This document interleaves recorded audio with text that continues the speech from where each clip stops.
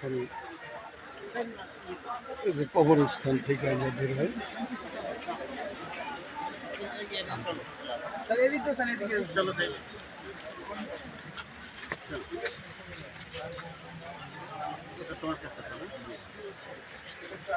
আল্লাহ রে,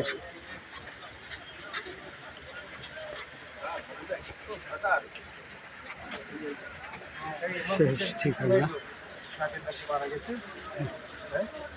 কখন মারা গেল, কিভাবে মারা গেল? আল্লাহ জান্নাতবাসী করুন। পরবর্তী করে আমরা সবাই দোয়া করি কবর দিয়ে তার মাটি হওয়ার পর আমরা বেরোচ্ছি। সেই বেরোনোর মুহূর্তে আপনাদের মাঝে কিছুটা আপডেট আপনারা দেখছেন। আসলে কষ্টদায়ক ভিডিওটা, বড় বিষয় না। আমি দেশবাসী সকলের কাছে আমি মরমার ব্যারিস্টার সাহেবের জন্য দোয়া চাই।